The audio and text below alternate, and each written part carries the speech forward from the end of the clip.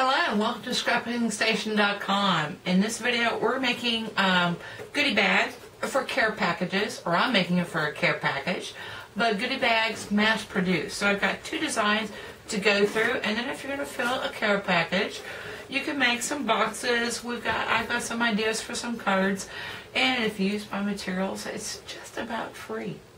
So I can put the camera over my shoulder and we'll get started.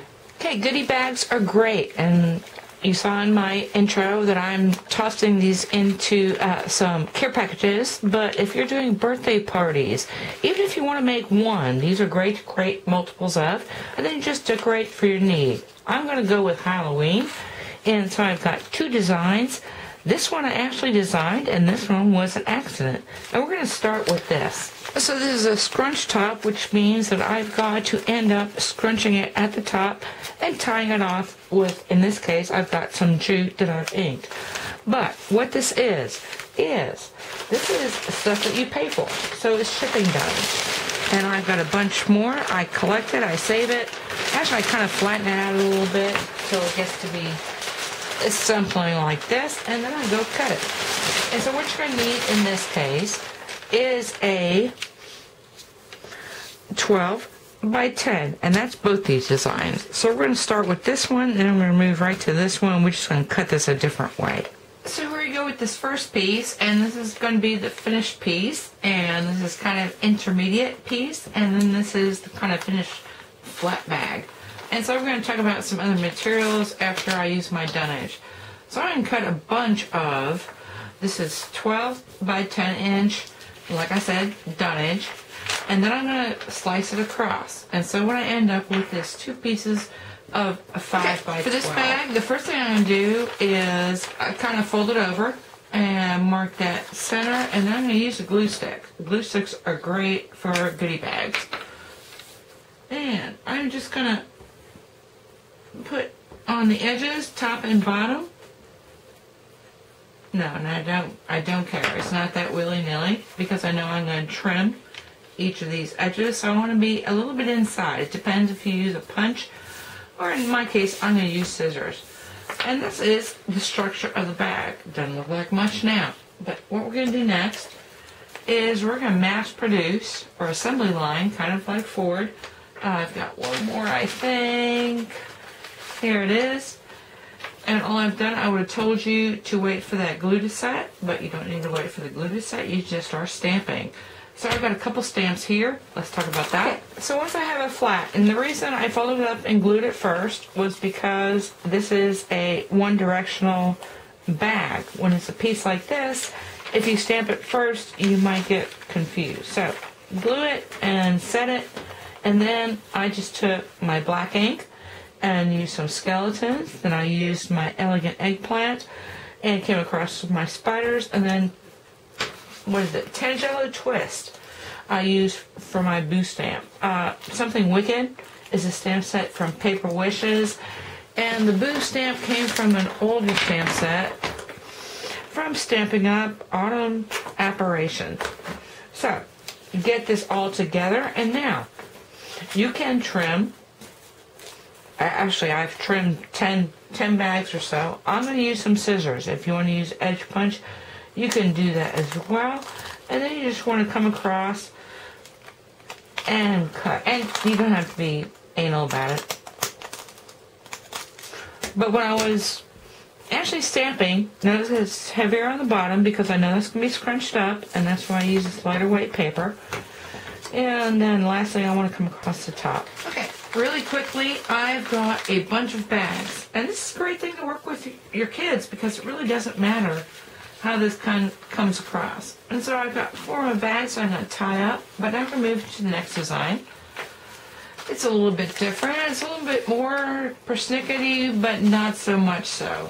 Again, if you're using this dunnage, it comes together quickly. You can make several of them.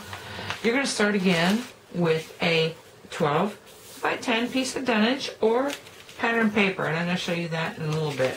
So I've got this, and now instead of cutting across this way, I'm going to cut across this way. And so with every 12 by 10, I get 2. You know what? When I score and cut, I'm going to score and cut at least 6 of these babies. Like I said, again, if you want to make one, you can make one. And so, I pull this back a little bit. So what I've got now, or actually I've moved it around a little bit. These are my 2 pieces. And so what I'm going to do is score at 3 inches from each side and draw score lines and 1 inch from the bottom. So let's look at the base piece and this one.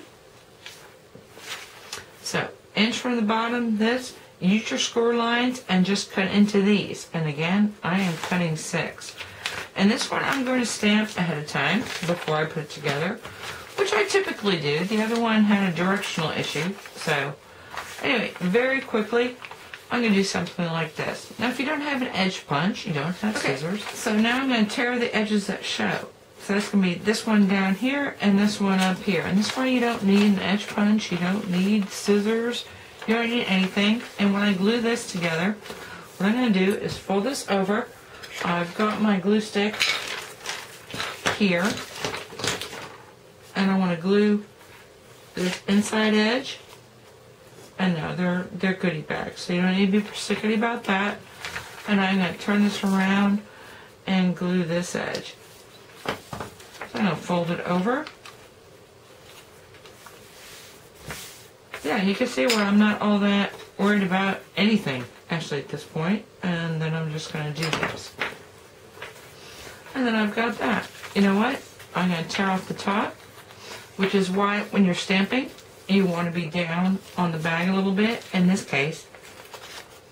And then I'm just going to tear it and ink it. Okay, once I get here, I have a lot of bags that need to be tied off. So I've got some of this design, and you know what? I'm going to use jute. This is a 5-ply jute, and so I cut one length of, I think, 16 inches. And you just kind of peel apart and tear it out. So that just means pulling one, holding it like that, and you've got something like this. Of course, I can't leave well enough alone. And also, jute is so cheap. So whenever I mass produce anything, I am thinking about this. So if you can get on a spool, and most of these spools I bought from a hardware store, because if you buy craft supplies, you pay a premium if it's called craft. So anyway, I've got those. I am going to ink a couple. I'm going to fill these bags because you want to, before you tie it off, you want to fill the bag. And I'll be back with that photograph, and then we're going to talk into something other than dunnage.